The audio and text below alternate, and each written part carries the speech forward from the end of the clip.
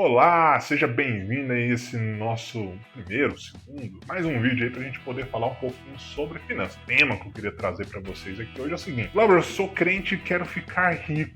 Será que eu posso desejar isso? Eu, como cristão, que tento seguir as palavras de Deus ali, seguir a risca, será que eu posso desejar ser rico? Vamos ver o que as escrituras dizem sobre isso? Talvez você já até conheça o texto. Na igreja que eu cresci, cara, tinha a sala Cordeirinhos de Cristo, uma salinha das crianças. Sempre quando tinha algum ensinamento, a tia falava na forma que uma criança consegue ouvir. E lá em 1 Timóteo, capítulo 6, verso 9, vai dizer o seguinte: no entanto, os que querem ficar ricos têm tentação e muitos desejos insensatos e nocivos, que levam os homens a mergulhar na ruína e na destruição. Então, para as crianças, a tia, tentando amenizar aí o texto bíblico, falava talvez assim: não, você não pode desejar isso. Mas para você que é crente velho, você que gosta um pouco da palavra de Deus, que tem esse carinho pelo evangelho e tem o desejo de ficar rico, bem, tá aí esse versículo aí, ó, 1 Timóteo 6, 9. Agora tu se vira aí, meu lindo, fica com esse trem aí e resolve. Como é que eu lido com isso? Eu tenho o desejo de ser rico e abri esse versículo. Pronto, agora a bola tá contigo. Como é que faz? Esse desejo de ser rico é muito perigoso. O texto bíblico fala muito sobre isso. Lá no meu trabalho, tem um colega meu que uma vez até falou assim, a visão dele, né? Ele acha que todo bilionário, certamente fez alguma coisa, quebrou a regra do jogo em algum momento para se tornar um bilionário. Um bilionário é muita coisa. Um milionário não. Um milionário, qualquer brasileiro, qualquer pessoa bem organizada financeiramente, no longo prazo, fazendo beabá corretamente, consegue. Agora, ficar rico, cara, aí o negócio é mais complicado um pouquinho. Então, porque isso envolve muitas outras coisas. Né? Esse desejo de ser rico, a Bíblia não encoraja isso. Na verdade, ela desencoraja. Porque esse desejo, essa vontade de querer ser rico, vai te levar para alguma roubada. Vai te colocar em algum, como o versículo diz, desejos insensatos e nocivos. E se você cai num desejo insensato e nocivo, vai te gerar alguma consequência. Então as escrituras, elas não nos encorajam a alimentar esse desejo de ser rico. E a quem que vai levar o desejo de ser rico? Certamente a gente não está preocupado com a pessoa que não é temente a Deus. Mas você, meu alecrim dourado, você sim corre o risco de ser levado, ser tragado por esse desejo e se entregar a alguma coisa que vai ser nociva para a sua vida como um cristão. E aí, meu querido, a criatividade do diabo é muito grande. Então, o capiroto inventa muita coisa, vai atrapalhar sua família, seu trabalho, escola, relacionamentos, amizades. Então, assim, cara, é muito criativo. Então, esse desejo de ser rico durante a sua vida pode te levar a coisas que você nem imagina, coisas que você não espera, mas que pode te afetar de alguma forma.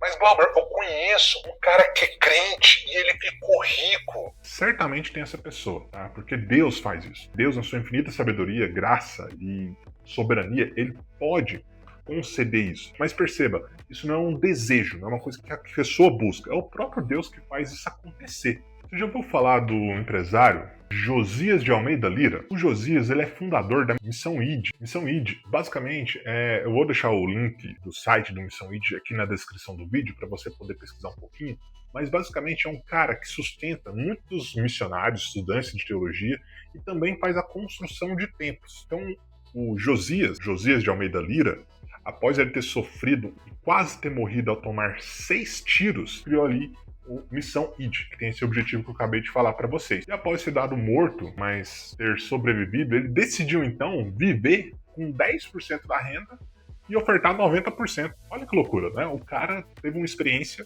de quase morte, teve que tomar 6 tiros, pelo amor de Deus, né? É um negócio muito complicado. O cara tomou 6 tiros e aí ele então teve uma experiência com Deus e desejou a viver apenas com os 10% e os 90% abençoar o reino. Olha que loucura. Esse cara, Deus permitiu que ele tivesse uma riqueza e deu um propósito. Pode ser que, Glauber, mas eu quero ficar rico porque eu tenho um propósito com Deus, porque quando eu ficar rico eu vou abençoar. Não, meu querido, já abençoa a vida das pessoas independente da riqueza que você tem. O pouco que você tem é o suficiente para abençoar outras vidas. Mas vamos lá, continuando sobre a questão de querer ser rico. Então, assim, Deus pode deixar uma pessoa absurdamente rica. Tá? Ele não é limitado, ele é dono do ouro, da prata. Mas, realmente, como eu disse, Deus pode ter um propósito. Deus não vai te deixar rico para você poder ter um Rolex e na UEFA Champions League. Eu, particularmente, amo futebol, mas Deus vai te deixar rico para isso. Deus pode deixar você rico por algum propósito eterno, algum propósito da sua igreja, avanço do evangelho. Normalmente, ele tem um objetivo com isso. Ele pode deixar rico para poder abençoar sua família? Pode. Mas o rico que eu coloco aqui, pessoal, não é você ter uma casa, um carro, fazer uma viagenzinha. Não, é realmente uma riqueza absurda, sabe? Algo assim, fora do comum da média da população brasileira, né? De níveis de empresários gigantes, grandes. E aí eu falei para você um texto que desencoraja, que é o 1 Timóteo 6,9. Então já te desencorajei. Agora, eu vou te falar um texto que te desmotiva. Esse texto está lá em 1 Samuel, capítulo 2, verso 7, que diz o seguinte: O Senhor é quem dá pobreza e riqueza, humilha e exalta. Esse texto bíblico de 1 Samuel 2,7 está no Cântico de Ana. Se você é crente velho, você vai lembrar, o Cântico de Ana, ela entoa esse cântico quando ela deixa o seu filho Samuel lá para ser criada pelo profeta Eli. Então ela não conseguia ter filhos, estava chateada, e Eucana fala assim: minha filha, eu não sou melhor que vários filhos, mas naquela época ter filho era algo muito importante. E Ana então era atormentada por Penina. Se você quer lembrar da história, você vai ler lá em 1 Samuel capítulo 1, você vai ver essa história com todos os detalhes. E Deus então dá a graça de Ana conceder um filho. E quando ela leva esse filho em promessa ao Senhor de deixar ser criada lá no templo, então Ana emite esse cântico e ela coloca muitas verdades. E uma das verdades que ela coloca é essa, que é Deus quem dá riqueza e pobreza. É Deus que exalta e humilha. Então assim, eu querer buscar uma coisa que se Deus não quiser me dar, não vai adiantar.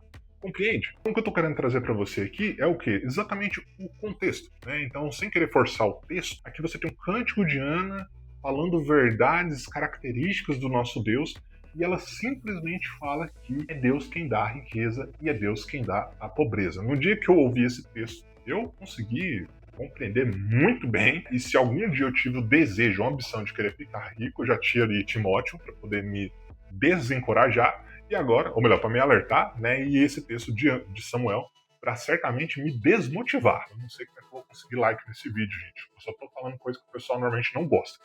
Mas isso é o que o texto bíblico ensina. Então eu tenho que falar isso para você com todas as letras. Beleza, e a gente ainda vai para um outro texto bíblico, lá em Provérbios, capítulo 22, verso 2, vai dizer o seguinte: O rico e o pobre se encontram, a todos fez o Senhor. Jó, capítulo 1, verso 21, também vai dizer o seguinte: O Senhor o deu, o Senhor o tomou. Bendito seja o nome do Senhor.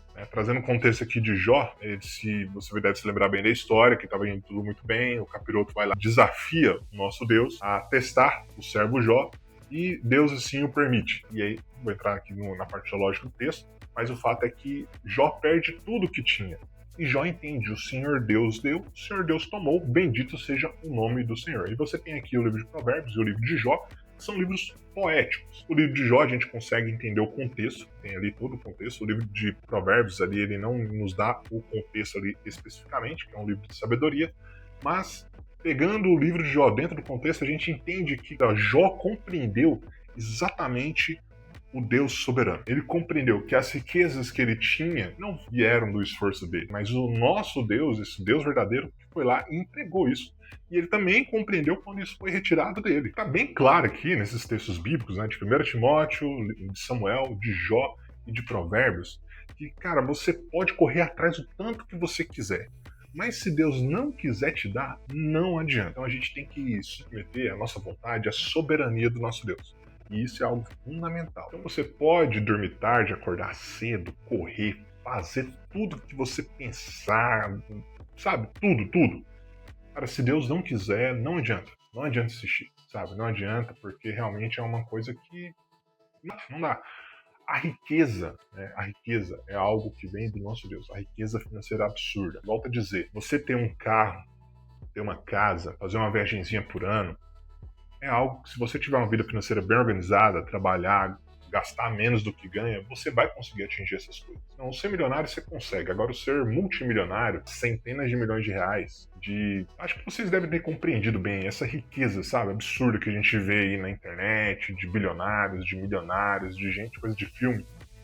Um cristão desejar isso é algo que realmente as escrituras não incentivam, as escrituras não encorajam. Eu trouxe uns versículos para vocês, para justamente entender que as escrituras não encorajam isso. E acho interessante a gente ter terminado ali justamente com o versículo de Jó, para mostrar a onipotência do nosso Deus. Mas, pessoal, é isso. Agradeço aí a sua atenção, né? E até o próximo vídeo.